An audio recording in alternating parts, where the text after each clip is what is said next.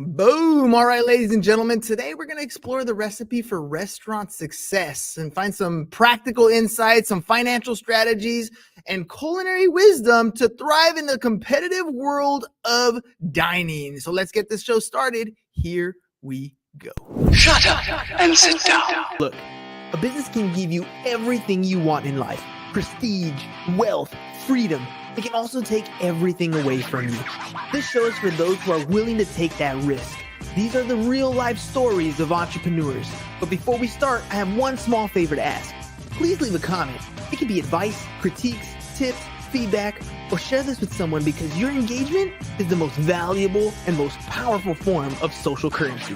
So thank you, and welcome to another episode of Business Boss.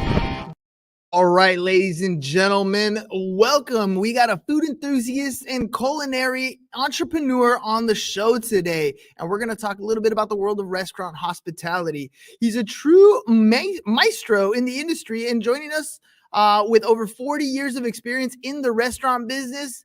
He's here to share his culinary insights, his financial acumen, and as a founder and managing partner or managing member of RDMS LLC, he's made it his mission to help restaurant owners, operators, chefs, and decision makers achieve unparalleled success. So let's welcome to the show, Mr. Tom Rutledge.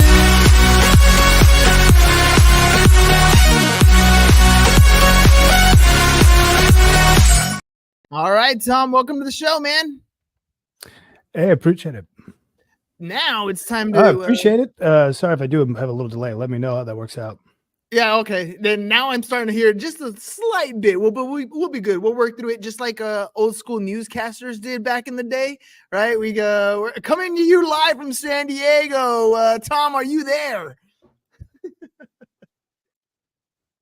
I got you loud and clear. Perfect, man. All right, well, let's do this thing. First question I always like to ask is it has to do with why you're here on the show today. Everybody who comes on the show is here to promote something, talk about the service, product, or a way that they're helping humanity out there. What is that for you? You know, we've attacked the restaurant business, which is really difficult to manage as a whole. You got limited margins. You've got just an increasingly more complicated space to work within. My firm's goal, we are here to let restaurant people be creative, stay in the restaurant and do what they're doing. And we take the heavy lifting of figuring out the finances, seeing where they need to go, looking at the trends. And really, it used to be helping people thrive. And to a degree, it's helping people thrive, but in some cases survive in what's getting more and more difficult today. So that's our pitch. We are here as that extra partner you need, that manager you can't afford to put on the floor full time. We are that outsourced option. That's where we're coming at this from. Who's the ideal business that you're looking for? What kind of restaurants do you work with? Everything from the little mom and pop shop all the way up to franchises and chains, or who are you looking for? Who are you looking to work with?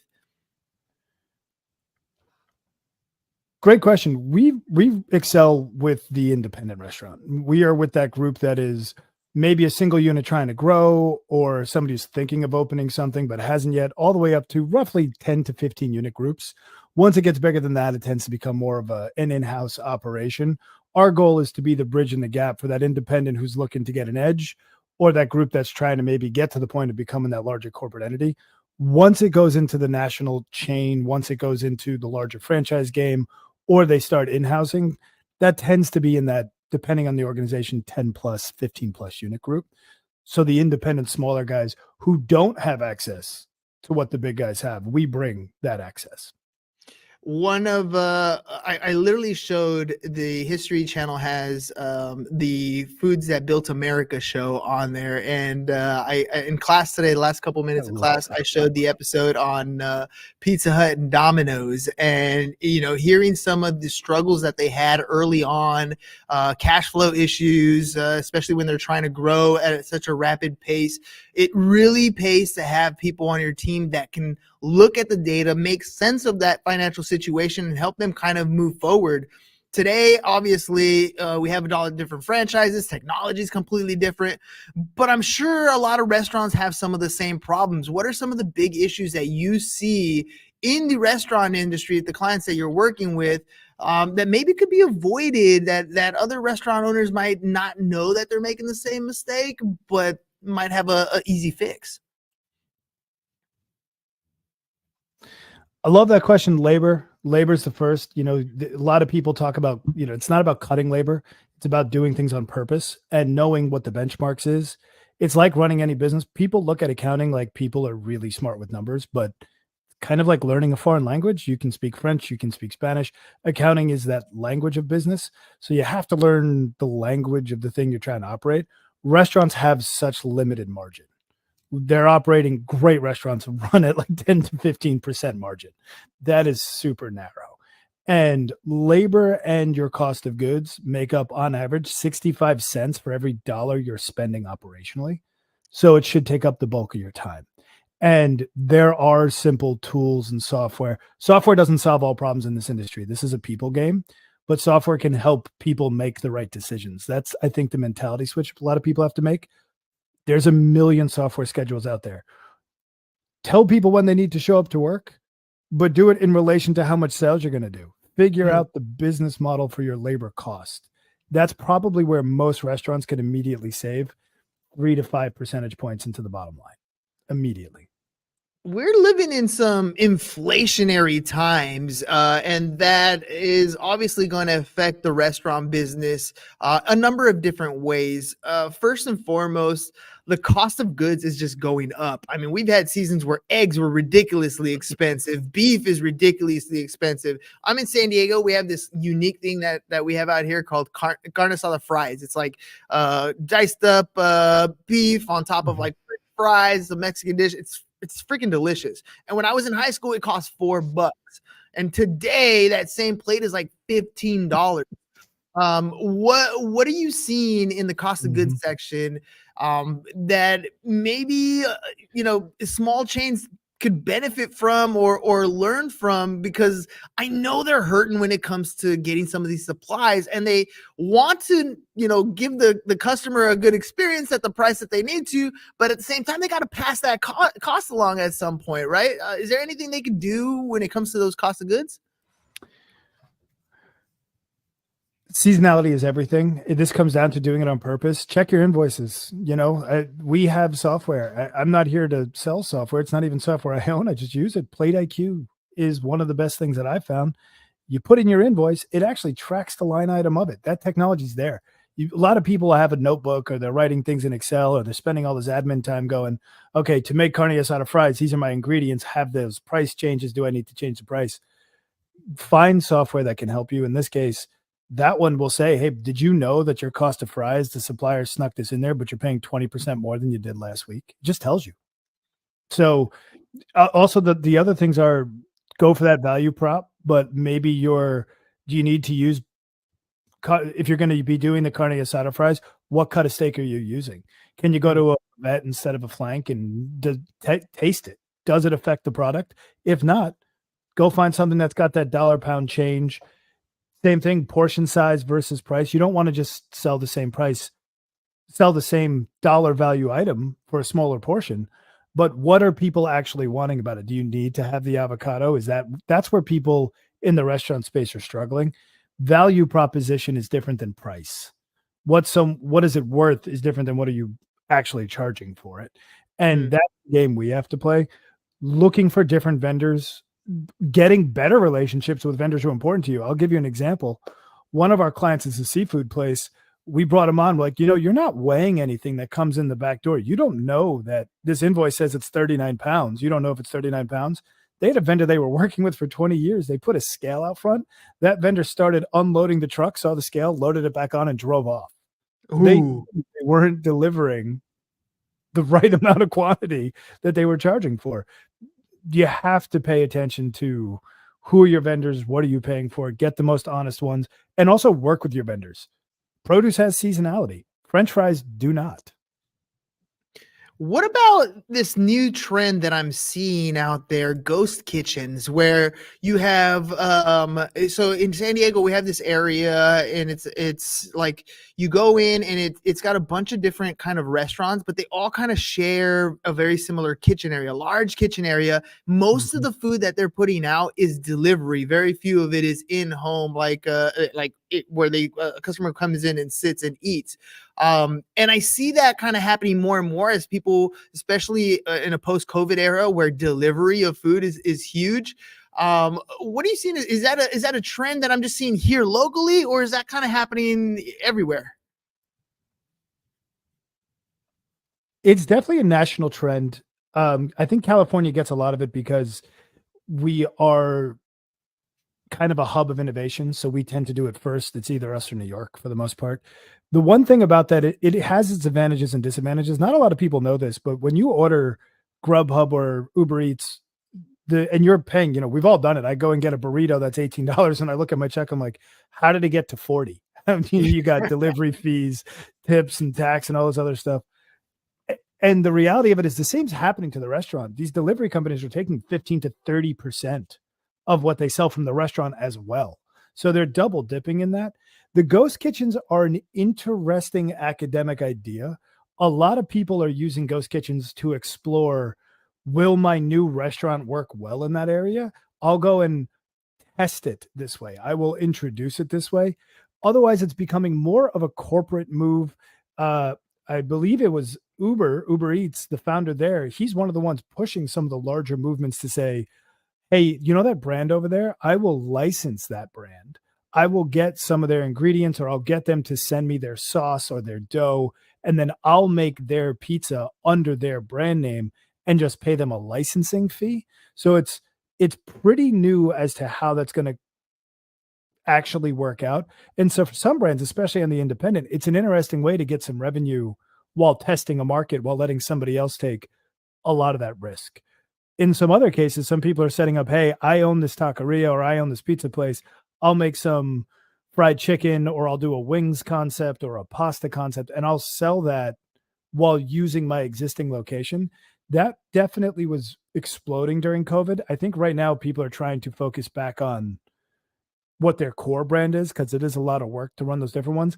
And the reality of it is the different delivery companies take so much that the revenue's not really there unless you really have a great management of your kitchen situation. Speaking of revenues, I mean, you talked earlier about managing labor, and I wanted to get into this question, but I forgot at the moment. In California, they passed a new law where fast food employees are now starting at $20 an hour, which is phenomenally awesome if you're a teenager and you Yeah. happen to get that job. But for a lot of other companies, it's very expensive to hire somebody at $20 an hour. And I know that push is coming from big chains like McDonald's because they're advancing so quickly into Mhm. curbside pickup with the apps. They got the kiosks in. But what can the small business do to compete with this when they got to pay somebody $20 an hour when they couldn't even afford the 15 because it's cut into the margins? It is a fascinating problem, and we are in the hub of taking that first, right? So, we're not far off in San Francisco. You're paying, we've had health insurance, mandatory health insurance for hourly people. We've had 401k requirements before, Cal Savers rolled out. The reality when you see that, McDonald's in New York was being told that they had to move to some higher pay, they adopted kiosks. Their solution wasn't to pay people more, it was to get rid of people and move to technology. And the one thing about restaurants that I adore about it is not only is it creative, but it is a people business. A lot of times you're not just going for that food on a plate, you're going for the experience of being in public, of being served, of hanging out with friends, of that social communal place. So I don't think our industry is going to see a wild pushback, but the next time you go to a restaurant and you see a QR code, it's because they have to put the labor maybe more in the kitchen, or they have to put the labor more behind the bar to make the drink, but they can't bring it to you because they can't afford that body. I play that game all day. I'm working with over 100 restaurant brands, and the questions are very often specifically that. Okay, so people don't realize if your minimum wage is now 20, when it was 16 and one guy was getting paid 21, 20 moves the needle, not just on minimum wage, but to everybody else. The people who were the skilled labor are now not going to make the same money as the other people who are also making tips without a demand for more pay. And I think some of the problems that I see with politicians and the moves they're making, they move one puzzle piece and they forget there's a ripple effect on that. So $20 an hour isn't my concern. It's $20 an hour, which increases workers' comp cost, which equals payroll tax cost, which equals Medicare. I mean, just the things that expand. So that ripple effect on 20 does go into how much workers' comp do you pay? It does go into what is your overall benefit cost? It goes into how much insurance you have to get across the board. It doubles. And we're in California. You have a meal break premium. Your meal break premium pay is now $20 an hour instead of $16 an hour. Your overtime is now 30. It's the things, even trying to be a good employer and help somebody. We're just $20 is only the root of what is the larger problem when you charge $20 an hour. And I make a joke about this, just my last piece on that whole, I can speak to this for 2 hours. We used to joke the $20 hamburger was coming. You know, no fries, no nothing, but you're going to be paying $20 for an independent restaurant to serve you a hamburger. If you're in San Francisco, it beat that a year ago. It's already north of that. Yeah, it is ridiculous. And like I said, it's just getting more and more expensive. I went to have a hamburger meal with a family of 4 and almost spent $50. I'm like, really? Where did it all go? It's almost like you have fast food, but the speed convenience isn't gonna really outweigh the cost at some point. We're just gonna be like, forget it. I'll just have to make my own. But again, like we talked earlier, even the cost of goods, you go to the store, I can't walk out of Walmart in a week without spending over $200 in groceries. And I look at my bags and I'm like, what the heck did I buy? I didn't even buy anything. It is ridiculous. But like you said, one of those differentiators that restaurants are doing are giving the experience for the customer that keeps them coming back. All of a sudden, spending the $50 for an experience is different than just spending $50 for some burger and some fries, right? It makes a big difference. Are you seeing a lot of marketing changes to kind of offset that, to show some of the experiences that restaurants have, to avoid maybe paying the ad spend for some of their marketing, trying to go with some organic experience to kind of get that exposure? I would say that when you're dealing with the independent non-fast food restaurant, the people that I'm working with, ad spend is actually fairly limited because the budget doesn't exist, right? What is actually returning?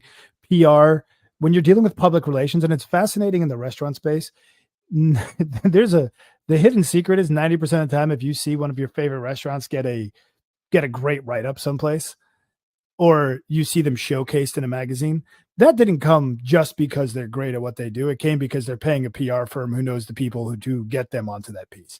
That's what public relations work does. Then you have social media work, which everybody needs a social media presence now. You must advertise outside your 4 walls.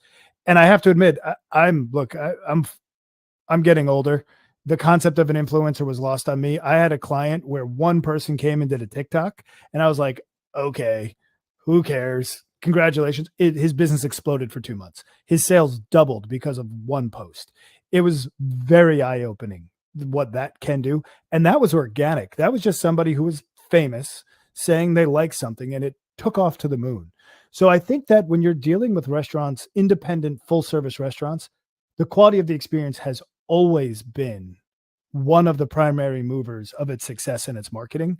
And the problem now is we have a discerning clientele who's very connected, who has all the social media, who can look at Yelp, who can see the 1-star Yelp review that reads, hated this place, the server hit on my boyfriend or my girlfriend the entire time, 1 star, right? So we're competing against people who are leaving those kinds of reviews.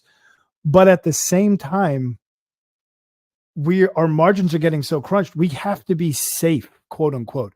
You can't take some of those experiential risks, because if it doesn't pay off, it could sink you, right? So you have to, I have a lot of clients where it's like, well, we really want to do this really cool holiday cocktail program, but we'd have to invest $3,000 in new plates and glasses and all that kind of stuff. And if it doesn't work, that's going to be like all of our margin for the period.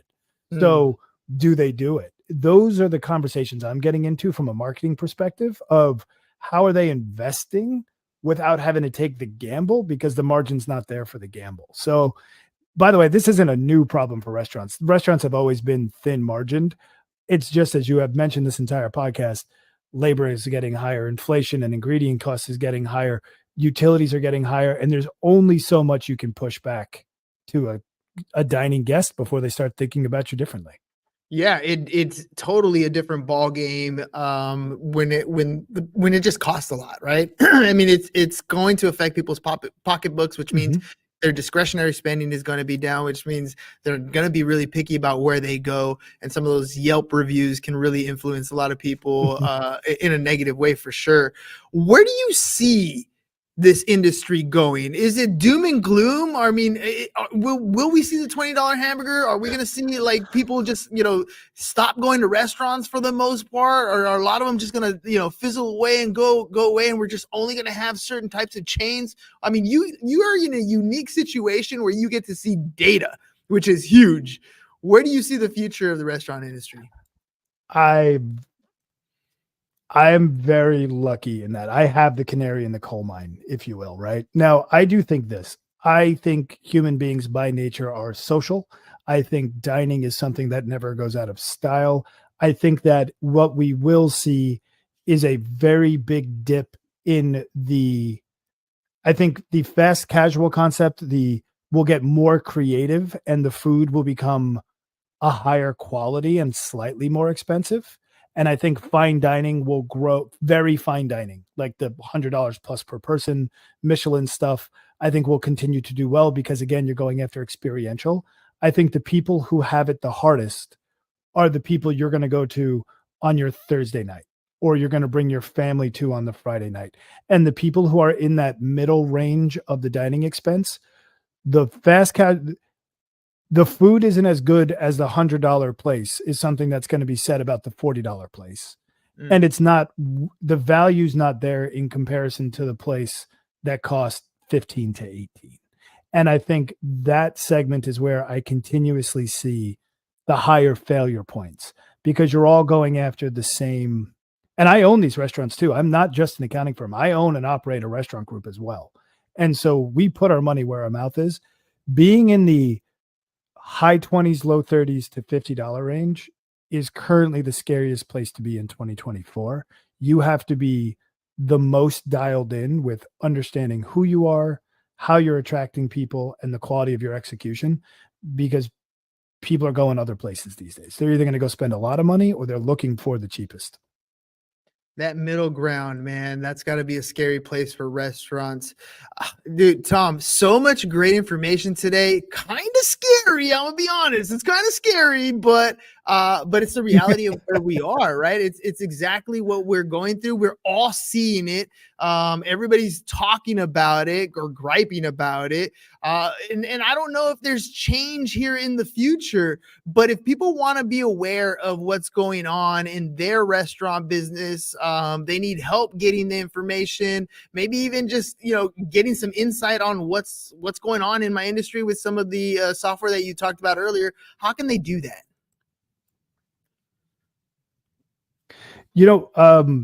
Our website, rdmsgroup.com, on the bottom of the screen there, there's a form there. We'd love to talk to everybody. From a purely, I need help, am I the right fit? We'll talk to everybody and see how we might be able to assist. Same thing. We're all over LinkedIn. We are an accounting firm at the end of the day. I'm not Mr. Social Media. So email is definitely how I do best. All of our contact information is on the website. My email is tom@rdmsgroup.com. I love talking to all operators.